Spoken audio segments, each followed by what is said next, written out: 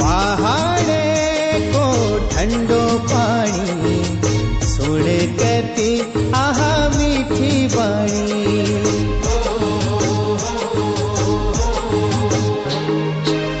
पहाड़ को ठंडो पानी सुन कति मीठी बाणी।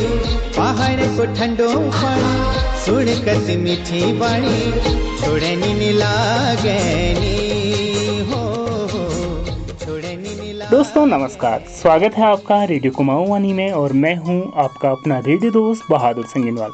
जी हाँ, हम आप लोगों के बीच लेके आ रहे हैं अपनी श्रृंखला पहाड़ों को ठंडो पानी, जिसमें हम बात कर रहे हैं अपने जल स्रोतों, नौलों, धारों की, बात कर रहे हैं अपनी नदियों की और इनके संरक्षण की। इसी क्रम में आज हम बात करेंगे ग्लेशियरों से निकलने वाली नदियों के बारे में। दोस्तों, उत्तराखंड को देवभूमि कहा जाता है क्योंकि यहाँ 4 धाम हैं। यहाँ से ही जीवनदायिनी गंगा, यमुना और इसकी सहायक नदियों का उद्गम होता है और ये अपने उद्गम से ही करोड़ों लोगों की प्यासें बुझाती हैं। साथ ही हमारी कृषि, बागवानी, पशुपालन, उद्योग धंधों को चलाती है। गंगा यमुना सरयू नदी हिमाल है ऊनी।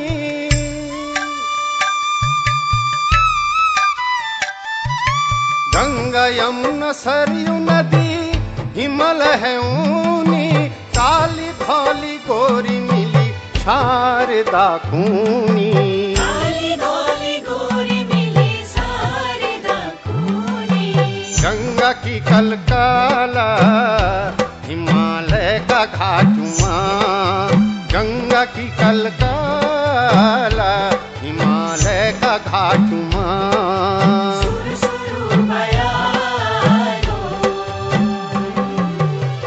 दोस्तों, आज जलवायु परिवर्तन और मानवीय दखल ने इन नदियों और इनके ग्लेशियरों पर बहुत बुरा असर डाला है। धीरे धीरे ग्लेशियर पिघल रहे हैं, ग्लेशियर पीछे हट रहे हैं और गर्मियों में ये पिघलकर ज्यादा पानी तो हमें दे देते हैं, लेकिन भविष्य में भी ये इतना ही पानी हमें देंगे, इस पर एक सवालिया निशान है। आइए जानते हैं मैं क्यों ऐसा कह रहा हूँ। दोस्तों, आपने केदारनाथ आपदा के बारे में सुना होगा, कैसे चौराबाड़ी ग्लेशियर पिघलकर एक भयंकर तबाही का रूप ले लिया। ऐसे ही जब जब ग्लेशियर पिघलते हैं तो ग्लेशियरों में छोटी और बड़ी झीलों का निर्माण हो रहा है। ये जब झीलें फटती हैं तो एक साथ ही सारा पानी बह जाता है, वो भयानक तबाही अपने साथ लेकर आता है। उत्तराखंड का एक प्रमुख ग्लेशियर है पिंडारी ग्लेशियर। आइए इसकी रिसर्च के बारे में जानते हैं। पिछले 40 वर्षों में ये ग्लेशियर लगभग 700 मीटर पीछे खिसक गया है। पर्यावरणविदों ने इस पर चिंता जाहिर की है कि ग्लेशियर का हिम क्षेत्र कम होता जा रहा है। Wadia institute of Himalayan geology Dehradun से सेवानिवृत्त सीनियर हिम वैज्ञानिक डॉक्टर डीपी डोभाल कहते हैं कि पिंडारी ग्लेशियर भी अन्य ग्लेशियरों की भांति पीछे जा रहा है। मौसम में बदलाव, ग्रीष्म ऋतु का समय बढ़ना और बर्फबारी की कमी भी इसका बड़ा कारण है। देहरादून स्थित Wadia institute of Himalayan geology के वैज्ञानिकों द्वारा किए गए एक अध्ययन से पता चलता है कि ग्लोबल वार्मिंग, बढ़ते ग्रीन हाउस गैस उत्सर्जन और ब्लैक कार्बन जमाव के कारण उत्तराखंड में ग्लेशियर तेजी से पिघल रहे हैं। हिमालय क्षेत्र में 9,575 ग्लेशियर हैं, जिनमें से 900 उत्तराखंड में हैं। गंगोत्री, सतोपंथ, भागीरथी और रायखाना जैसे प्रमुख ग्लेशियर खतरनाक गति से पिघल रहे हैं। ग्लेशियर पिघलना एक प्राकृतिक प्रक्रिया है, लेकिन इसकी तीव्र गति भारत के लिए बड़ी चुनौतियां पेश करती है। पृथ्वी का औसत तापमान इन दिनों तेजी से बढ़ रहा है। जैसा कि सभी जानते हैं, अब तक का सबसे गर्म वर्ष 2023 दर्ज किया गया है। यूरोप की कोपरनिकस जलवायु परिवर्तन सेवा के अनुसार 2023 में औसत तापमान औद्योगिक क्रांति की पूर्व की तुलना में 1.48 डिग्री सेल्सियस अधिक था। ग्लेशियर पिघलने का मुख्य कारण सीधे तौर पर तापमान में वृद्धि से जुड़ा हुआ है। पृथ्वी के औसत तापमान में वृद्धि के परिणाम स्वरूप प्राकृतिक आपदाएं अधिक बार और अधिक तीव्रता के साथ घटित हो रही हैं। बादल फटना, अचानक तीव्र बारिश, बिजली गिरना, ग्लेशियर की झीलों का फटना, गर्मी और ठंड की लहरें, भूस्खलन आदि ग्लेशियरों को नुकसान पहुंचा रही हैं।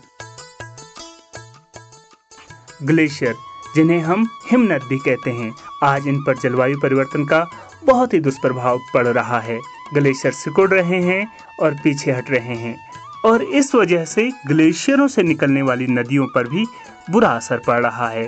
इन सभी विषयों पर विस्तृत चर्चा के लिए आज हमारे साथ जुड़ रहे हैं टेरी से श्री अंशुमन जी, जो टेरी में डायरेक्टर हैं वाटर रिसोर्स डिवीजन के।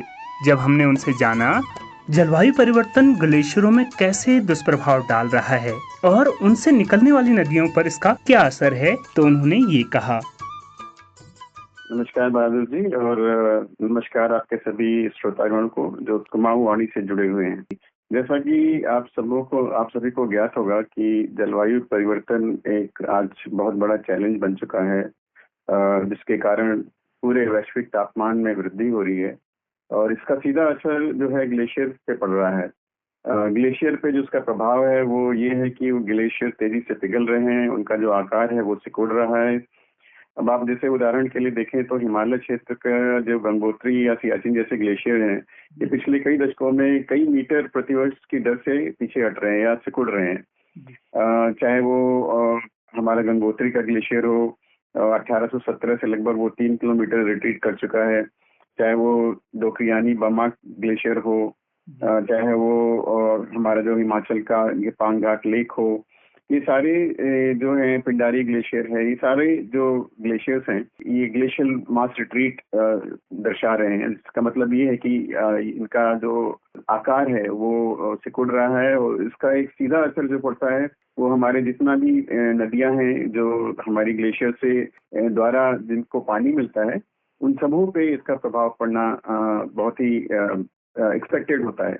अगर आप IPCC जो कि inter governmental panel on climate change है, उसकी रिपोर्ट को देखें तो उनका ये अनुमान है कि यदि तापमान ऐसे ही बढ़ता रहा तो 2100 तक हिमालय के अधिकांश ग्लेशियर समाप्त हो जाएंगे या अत्यंत छोटे रह जाएंगे। कहने का मतलब ये है कि इससे हमारा जो प्रभाव है हमारी नदियों का, और उसकी वजह से जो पानी की उपलब्धता का उस पर बहुत ही प्रभाव पड़ेगा। ऐसा है जब ग्लेशियर हमारा एक तरह से कहना चाहिए कि ग्लेशियर हमारा पानी के एक तरह से टावर्स कहलाते हैं। अगर और ये स्रोत है हमारे पानी के, अगर जलवायु परिवर्तन की वजह से या ग्लेशियल मेल्टिंग के प्रभाव से अगर ग्लेशियर हमारे सिकुड़ जाए या उनका जो मास है वो कम हो जाए, तो उससे हमारी जितनी नदियां हैं उस पर सीधा प्रभाव पड़ता है। और प्रभाव क्या पड़ता है कि नदियों का जो प्रवाह होता है, जो हमारा वाटर फ्लो होता है, वो उस पर डायरेक्ट उसका इम्पैक्ट होता है। जब गर्मियों में बर्फ पिघलती है तो प्रारंभिक वर्षों में नदी की पानी की मात्रा अधिक हो सकती है, लेकिन अगर आप लॉन्ग टर्म में देखें, दीर्घकाल में देखें, तो पानी की मात्रा घटने लगती है, क्योंकि ग्लेशियर स्रोत ही जो है समाप्त हो जाता है, या उसका स्रोत काफी मात्रा में कम हो जाता है।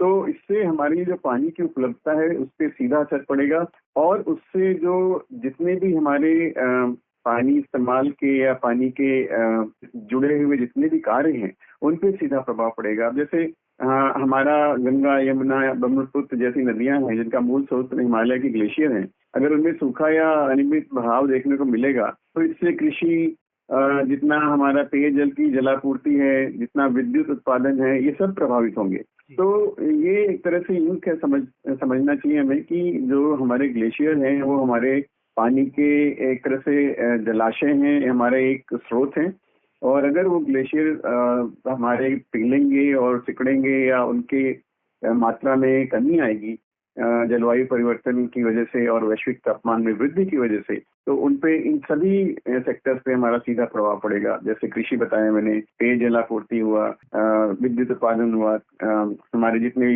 औद्योगिक इकाइयां हैं उनके कार्य पे प्रभाव पड़ेगा। हमारा जीवन शैली है, जितना जीवन की हमारे लिए महत्वपूर्ण कार्य है, उन पे सीधा प्रभाव पड़ेगा। हिमालयी नदियाँ जो जल विद्युत परियोजनाओं का केंद्र हैं, जहां बने हुए डैम हमें सिंचाई और पीने के लिए पानी तो देते हैं, साथ ही विद्युत परियोजनाओं से यह देश की ऊर्जा जरूरतों को पूरा करती हैं। यह ऊर्जा जरूरतों को पूरा करते करते इसका पर्यावरण पर, जनजीवन पर क्या असर पड़ रहा है, बता रहे हैं अंशुमन जी। जी, ये बहुत ही समझने वाली बात है। एक तरह से विकास की भी जरूरत होती है हमें, क्योंकि हमारा जैसे जैसे जनमानस और पॉपुलेशन हमारा बढ़ रहा है, उस तरह से जरूरतें भी बढ़ रही हैं। लेकिन एक इसीलिए टर्मिनोलॉजी कहते हैं सस्टेनेबल डेवलपमेंट या सतत विकास, जिसको हम कहते हैं। सतत विकास बहुत महत्वपूर्ण है, अब नदियों पे बड़े जितने भी ये बड़े पावर प्रोजेक्ट हैं या डैम हैं, ये नदियों में इनका काफी प्रभाव पड़ता है। हालांकि ये कई कई कई बार जरूरी भी होते हैं, लेकिन हमारा जो उद्देश्य होना चाहिए वो ये होना चाहिए कि हम कम से कम उसका प्रभाव डाल सकें। लेकिन अगर आप देखें तो बड़े डैम या पावर प्रोजेक्ट जो होते हैं नदियों के प्राकृतिक प्रवाह को रोकते हैं, और जब आपका प्राकृतिक प्रवाह रुकता है तो जो एक्वेटिक इकोसिस्टम होता है, जो जल का पूरा इकोसिस्टम है, वो प्रभावित होता है। जैसे कि मछलियां हैं या जितने भी हमारे फाइटो प्लैंक्टन और जू प्लैंक्टन होते हैं, पानी के अंदर के जीव हैं, मछलियां हैं, या जो हमारा इकोसिस्टम है वो काफी प्रभावित होता है उससे। तो क्योंकि वो जो नेचुरल प्रवाह है उसको रोकने की वजह से इन सबों के लाइफस्टाइल और इन सबों का जो अपना ग्रोथ पैटर्न है उस पर प्रभाव पड़ता है। दूसरा प्रभाव ये है कि अगर हम बड़े प्रोजेक्ट बनाते हैं नदियों पे, तो जो सेडिमेंट है एक तरह से वो इकट्ठा होने लगता है और रुक जाता है। सेडिमेंट का हिंदी शायद गाद कहेंगे। तो ये गाद जो है वो रुक जाती है और नदियों की तलहटी में इसके रुकने से परिवर्तन होता है, और एक तरह से जो डेल्टाइक वो होता है फॉर्मेशन, उसका थोड़ा सा डिग्रेडेशन कह सकते हैं होता है, तो वो भी काफी हानिकारक होता है। और कई बार ये देखा गया है कि इन ऐसे प्रोजेक्ट्स में ह्यूमन जो है वो डिस्प्लेसमेंट भी होता है, मानव विस्थापन जो होता है, बड़ी संख्या में लोग डैम बनने के कारण अपनी जमीन और आजीविका भी खो देते हैं कई बारी, तो उसका भी ध्यान रखने की जरूरत है। और कई बार ये भी होता है कि ऐसे प्रोजेक्ट्स जो है खासकर हिमालयी क्षेत्र में जो भूकंप के जोखिम है उसको भी बढ़ा सकते हैं, और उससे डैम ब्रेक जैसे खतरे से भी हमें सामना करना पड़ सकता है। तो ये एक तरह से इनका एक दुष्प्रभाव कह सकते हैं जो होता है, जिससे हमें अपने आप को एक तरह से प्रिपेयर्ड रखने की जरूरत है। नदियां आर्थिक विकास के चक्र को भी चलाती हैं। यह हमारी आर्थिक तरक्की और प्रगति का भी केंद्र हैं। इनसे मिलने वाला पानी हमारी खेती, पशुपालन के साथ ही उद्योगों के लिए महत्वपूर्ण है। इस पर बात कर रहे हैं हमारे साथ टेरी से श्री अंशुमन जी। देखिए, पानी जो है ना, आप अगर देखें तो हमारी जो मानव सभ्यता है वो पानी के आसपास ही विकसित हुई है।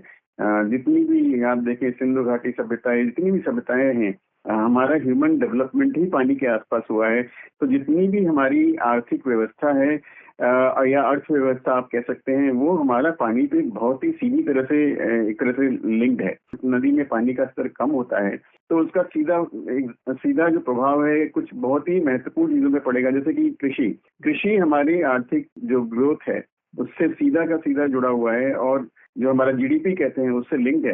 तो अगर हमारा कृषि पे प्रभाव पड़ेगा तो सिंचाई के लिए जो जल है वो कम हो जाएगी, फसलें खराब होंगी, और जिससे किसान की जो उत्पाद है और उससे जो जुड़ा हुआ अर्थव्यवस्था है, इन दोनों को नुकसान होगा। दूसरी तरह अगर हम देखें तो पीने के पानी की कमी, अगर जल जो हमारे शहरों या गांव में जलाशय हैं या जो स्रोत है जल के, अगर उन स्रोतों में पानी आना बंद हो जाएगा या कम हो जाएगा तो उससे पूरा पेयजल संकट उत्पन्न हो जाएगा, और उससे जितनी भी हमारे वाटर डिमांड है एक तरह से पीने की, वो काफी प्रभावित होगी। और इसकी वजह से आप समझ सकते हैं कि कैसे हमारा अर्थव्यवस्था और उससे जो हमारा जनरल जीवन यापन उस पर कैसे प्रभाव पड़ेगा। एक बड़ा प्रभाव है हमारा ऊर्जा संकट का। हाइड्रो पावर जो प्रोजेक्ट्स हैं, अगर उसमें पानी की मात्रा कम हो जाए तो उससे बिजली की उत्पादन की कमी हो जाएगी, और उससे सीधा हमारा जो पावर सेक्टर है वो प्रभावित होगा। अगर हम और एग्जांपल देखना चाहें तो जैसे पर्यटन और धार्मिक गतिविधियां हैं, जैसे गंगा जैसी नदियों के स्तर के गिरने पे जो हमारे पर्यटन या धार्मिक हमारे एक्टिविटीज हैं उन पे भी असर पड़ेगा। और एक सबसे बड़ी चीज ये भी है कि जो हमारा बायोडाइवर्सिटी है, जिसको हम हिंदी में शायद जैव विविधता कहते हैं, उस पर भी काफी असर पड़ेगा, क्योंकि जल स्तर गिरने से नदी पे जो आधारित जैव विविधता है वो भी काफी हद तक उसको नुकसान पहुंच सकता है।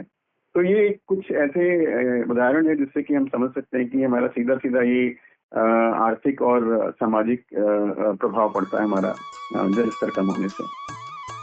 अंततः हमें अपनी आने वाली पीढ़ी को एक सुरक्षित भविष्य देना है। आप और हम ऐसे क्या उपाय करें जिससे इन ग्लेशियरों के सिकुड़ने की रफ्तार कम हो सके? इस पर बात कर रहे हैं अंशुमन जी। तो सबसे पहले मैं जो बोलना चाहूंगा वो ये बोलना चाहूंगा कि जितना भी हमारी डिपेंडेबिलिटी है, जितने भी पानी के स्रोत हैं, उस पर जो हमारा एक तरह से कहते हैं जो हमारा सहारा हम जिसको बनाए बैठे हैं, हमें चाहिए कि हम उन पे कम से कम स्ट्रेस डालें। कहने का मतलब ये है कि हम अपना जो जल मांग है उसका प्रबंधन बेहतर तरीके से करें, और हम कैसे जल संरक्षण है, कैसे हम अपनी जो ऊर्जा है के स्रोत हैं, जैसे अभी हम अगर हम नवीकरणीय जो ऊर्जा स्रोत हैं, रिन्यूएबल एनर्जी सोर्सेज को कहते हैं, अगर हम उनको बढ़ावा देंगे, जैसे सोलर हुआ या विंड एनर्जी हुई, सोलर या पवन ऊर्जा जो है, अगर हम उस पे जाएंगे तो हमारा जो डैम पे निर्भरता है वो कम होगी। तो एक तरीका वो हुआ कि हम अपना जो जल का स्रोत है उस पर हम कम दबाव डाल रहे हैं। दूसरा है जो बहुत महत्वपूर्ण है, हम आप जैसे लोग इसको कर सकते हैं और जो बहुत जरूरी है करना भी, वो है water harvesting, rain water harvesting या जल संरक्षण की तकनीकें। जैसे आप drip irrigation, rain water harvesting लगा सकते हैं, रूफ टॉप पे लगा सकते हैं, अपने गार्डन में कर सकते हैं, जो ओपन एरियाज हैं उनमें कर सकते हैं। ड्रिप इरिगेशन अपनाना, जैसे हमारे जितनी भी कृषि की हमारी एक्टिविटीज हैं उसमें ये ड्रिप और स्प्रिंकलर सिस्टम है, ये पानी की काफी बचत करते हैं। तो अगर हमारा ये पानी बचेगा तो हम कहीं ना कहीं जो हमारे स्रोत हैं उन पे कम प्रभाव डालेंगे, उन पे कम दबाव डालेंगे। ऐसे ही अगर हमारा हम वेस्ट वाटर रिसाइकिल रीयूज करें तो उससे भी पानी की काफी बचत होगी। रिसाइकिल रीयूज तो बहुत ही महत्वपूर्ण काम है जो हमें करने की जरूरत है, चाहे वो ग्रे वाटर रीयूज हो, चाहे वो जो हमारे बाथरूम वगैरह से पानी आता है उसको हमें रिसाइकिल रीयूज कर सकें। जो औद्योगिक इकाइयां हैं उनको तो पूरी तरह से रिसाइकिल रीयूज करना चाहिए। तो ये कुछ ऐसी तकनीकी है या ऐसे कुछ उदाहरण हैं जिससे कि हम न केवल पानी की बचत कर सकते हैं, बल्कि जो हमारे स्रोत हैं उन पे जो पानी लेने का दबाव है या उनका जो एक तरह से उत्सर्जन है उसको हम कम कर सकते हैं। और देखें तो अगर आप वनों की बात करें तो जो ये वृक्षारोपण है और जो वनों की सुरक्षा है, ये बहुत महत्वपूर्ण है। और हम अगर वनीकरण का काम करें जिससे कि तापमान नियंत्रित रह सके और जो अल्टीमेटली ओवरऑल वाटर साइकिल है या वर्षा चक्र है वो और बैलेंस हो, संतुलित हो, वो इम्पोर्टेंट है करना। और साथ ही साथ जो हमारे पॉलिसीज हैं और लॉज हैं उनमें भी थोड़ा हमें एक तरह से सुधार की जरूरत है, ताकि ये जो बड़े प्रोजेक्ट्स हैं इनका जो एनवायरमेंटल इम्पैक्ट है या पर्यावरणीय प्रभाव है उसका एक तरह से हम सटीक आकलन कर सकें और नियंत्रण कर सकें। कुछ और भी लोग हैं जो ग्लेशियर्स में काफी इनोवेटिव काम कर रहे हैं, जैसे कि अगर आप देखें तो लद्दाख में एक काम चल रहा है आइस स्तूप का। बेसिकली वो ये करते हैं कि जब बर्फ पड़ती है तो एक तरह से आइस से जो बर्फ है उससे एक स्तूप बना लेते हैं, और जब गर्मी आती है तो वही स्तूप गल के पानी का एक स्रोत बन जाती है। तो ऐसे कई तरीके के इनोवेटिव तरीके भी हैं जो कि प्रभाव में लाए जा सकते हैं। लेकिन महत्वपूर्ण बात यह है कि हमें इन सब तरीकों में जो हम कर सकते हैं और जिस तरह से हम अपना एक तरह से कंट्रीब्यूशन कर सकते हैं वो हम करें, ताकि इससे जितने भी हमारे दुष्प्रभाव हैं, चाहे वो क्लाइमेट चेंज हुआ, चाहे वो इस तरह के स्रोत हैं पानी जिन पे की प्रभाव या दुष्प्रभाव पड़ रहा है, उनको हम कैसे कम कर सकें। तो मेरे हिसाब से अगर हम ये सारे काम करेंगे तो हम अपनी तरफ से काफी कंट्रीब्यूट कर सकते हैं। ग्लेशियरों को पिघलने से रोकना असंभव है, लेकिन जिस गति से वो पिघल रहे हैं उसे धीमा करना संभव है। उत्तराखंड सरकार को स्थानीय तापमान बढ़ाने वाली कार्रवाइयों से बचना चाहिए।